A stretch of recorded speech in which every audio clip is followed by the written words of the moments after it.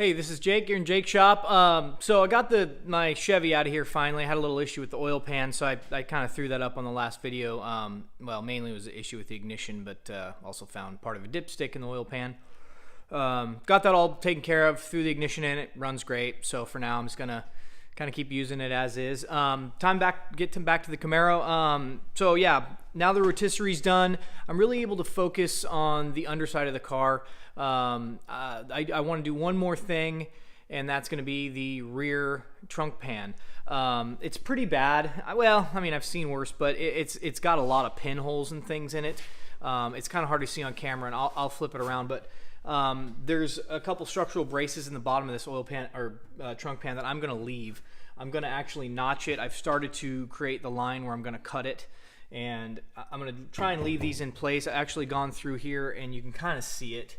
I've gone through and actually marked a lot of the spot welds that are in the bottom of this. I'm going to drill these out and then reuse those same spot welds. I'll plug weld those when the new pan goes into place. Do a butt weld on this, and you know, I'm just going to cut the base of this out. A lot of this other structure up in here is actually very solid. I know this looks bad, but this is just dirt and a lot of little surface rust type stuff that's going on up here. So yeah, that's going to be the next process. I'm going to go ahead and probably do some time lapse on cutting this out. And then I'll explain a little bit more what I'm going to try and do here, because there's one key thing I'm going to do differently in this pan. Is on the new pan, I've actually got a bump out I'm going to create in the bottom of the trunk pan that'll be an access port for the fuel pump. This is going to be an LS car. I'm going to do an in-tank fuel pump. They're quieter, they run cooler, they really actually last quite a while. I've never had, you know, Warbro pumps are used in all of many cars, and this one will have one in it, and they're really cheap, and they work really well. They're pretty reliable, and if you do have a problem, at least this one will be really easy to change out. So yeah, my Firebird had I've done a couple different things with the fuel pump on it, and it ultimately ended up with an intake fuel pump, and it's just been great ever since. I've never had issues with it, especially with the baffling that's in it now. That's one issue on the electronic fuel pumps, especially in-tank ones. If they do get air in and cavitate even for a minute, usually they'll burn up a little bit. They'll still pump, but on a high horsepower car like Firebird, they won't last. They won't give you the real pressure you need, especially when you start hitting the throttle. So yeah, I'll cut this out, and we'll take it from here. Thanks.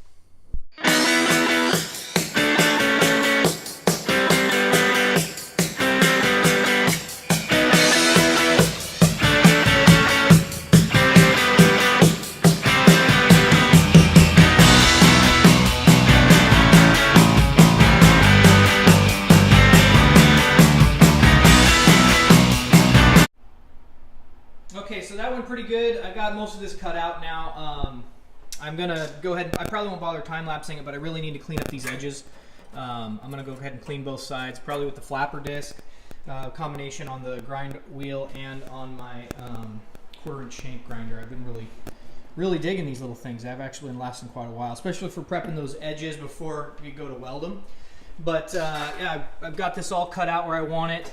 I went ahead and left the braces in for the gas tank. That way I don't have to really relocate all that when I'm done. You know, that sets the depth for the trunk pan. And after I get all these edges clean, the next step will be to go ahead and test fit the pan. I'm going to trim it back a little bit. You know, it's an older pan, but it just has surface rust on it. I just cleaned it up a little bit. It actually came with the car, so I'm going to go ahead and use it, but you know, I'm going to trim off. I don't really need that whole upper edge. You know, I'll trim that off. I'll leave it proud first, and then I'm going to test fit it in here. And what I'm going to do is put screws in it occasionally. I'm going to suck this nice and tight and to the bottom edge of this, and then I'm going to scribe this edge so that it's perfect all the way around the whole bottom of the car. But yeah, drilling out these spot welds is actually pretty easy, especially when the car's on its side like this. The lower piece of metal popped right out, and you know, when it's on the rotisserie like this, it's really easy to get in and out of the car. So you know, this one bent a little on me when I pulled it out, but I'll just pound that flat with the hammer and dolly. But yeah, I really think this turned out really nice. So I'll go ahead and prep this probably off camera. I'll get the pan into place and then show you guys kind of what some of the next steps are with the custom access port and whatnot. You know, just clean up all these edges so I can really get around here and weld this new pan back in. So yeah, we'll go from there. Okay, so I got the rest of the pan welded in for the most part. Did some plug welding on these structural braces under there that sit underneath the fuel tank. They actually turned out pretty nice. I didn't end up grinding any of these yet or cleaning it. I'm going to do that when I clean the rest of the bottom of the car. But everything went pretty smoothly. I still need a little more of that surface rust off on the bottom. I think next what I'm going to do is end up building that. I've got a bottom piece that I want to put right over where the fuel tank goes for an access port for the electronic fuel pump that I'm going to put in here. I like I had previously mentioned, I really like those intake fuel pumps. The only one downside is it's in the tank, so it's really hard to get to unless you have a port in your trunk that you can unbolt. So I fabricated some metal at my shop and where I work, and now I'm going to go ahead and make a bracket assembly for it. I'm going to use a really interesting tool. I've had some fun with it lately. It's called a Rift Nut Gun. It works a lot like a rivet gun. So I'll flip the camera around and I'll show you what I've done with this pan, because the next step will be welding this into that trunk pan properly and then creating that access port in it before I really get to clean the underside of the car and start the subframe connector. So I'll show you a little bit of this next. Okay, so I've got the pan all ready to go. Basically what I did is I bent the bottom of this pan in the shop. I've already kind of cut it to the contour of the bottom of the trunk. This will sit in the bottom of the trunk. I'll weld it in, and then this will be my access port down into the top of the tank where I can get to the fuel pump, replace the fuel pump or sending unit right through the bottom of the tank. So to do that though, I had to cut the inside of this pan out first and then mark my holes. I cut another piece of metal slightly larger than that hole, which is here, marked my holes and drilled them out. I went ahead and did 1/4 bolts on this, pretty common size. Probably use some sort of a pan head stainless screw that I'll end up attaching to it. But this particular tool that I've liked to use is called an Astro Rift Nut Gun. I've seen it online. A lot of guys are using this thing. They make a ton of different types of these. I'm seeing some come out now that are electric, cordless, which would be really cool. I don't use this a whole lot, so it was something that wasn't too expensive, and it's kind of fun to play with. This one came with a bunch of different types of tips for it, but today I'm going to go ahead and use the 1/4. This is a rift nut, and what it is, it's a lot like a rivet, but it has threads on the inside, which allow you to attach it and to sheet metal, and just like a rivet, it pinches together. It'll pinch the metal together here and keep itself in place so you can put a bolt through something else. So it'll be a really clean way to attach this top plate to this piece so I can unbolt and bolt it right back in really easily to get access to the tank. So all you really do is you take the rift nut and the rift nut gun with the right end on it. This is the 1/4 end. This is replaceable with different sizes to a certain size. I don't know the exact the biggest size they have. I know this one comes with a 5/16, which might be the biggest that this particular rift nut gun can do. But once you get the hole the right size, basically the size of the outer part of the rift nut, you just stick it in the hole, open it up first obviously, screw it down and put it in the hole, and then just pinch it together. That's all it takes, and then just unscrew it from this side, and now what I've got basically is a threaded outlet instantly. Obviously, when I go to paint the car and put undercoating in the truck and whatnot, I want to make sure those don't get clogged up. I'll probably throw some sacrifice bolts in there to keep the threads clean, but it may be hard to see there, but you can see the underside, what it did. It just pinches that metal together. I've got another one here.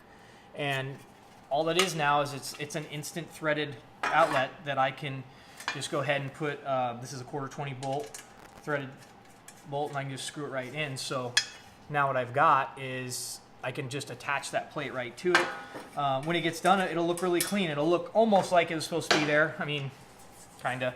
It's in the trunk. I don't really care about it. I care more about usability of the car and the trunk. It'll be clean, but once it's done, that plate will sit right over the top, and you'll be able to bolt it right to the top of that and unbolt it really easily to get access. So that's one thing I'm going to do for this. It's pretty cool. So next, I probably won't bother taking any videos of cutting this out. It's the same process over. I put it in the tank, mark it out, cut it, weld it, and it'll be in. It'll be done. And then the next step, I'll be working on the subframe connectors before I really get to finish the rest of the car as far as the undercoating and the primer and prep for that. So hope that was informative and a little idea on what I'm going to do. Thanks.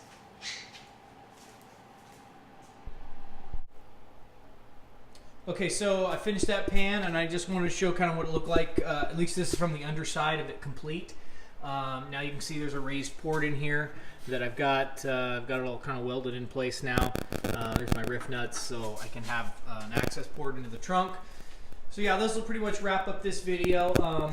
Here's kind of what it looks like from the underside. So obviously it'll look a little different from the underside. There'll be a plate over it when it's done, but yeah, that's a great way to access your fuel pump and sending unit from inside the trunk when you're done. So next video I'll finish up putting subframe connectors in. I actually started, so I'll throw up one of those. I'm actually using a set from Art Morrison. Love Art Morrison. Actually, my frames, I actually custom designed the frame on my Firebird with them, and I really love their products. So decided to use their subframe connectors on this one. They're pretty basic, but they're really modifiable and can make them work for anything, and they're cheap. So I'll do a video on that next, and yeah, we'll see you on the next one. Thanks.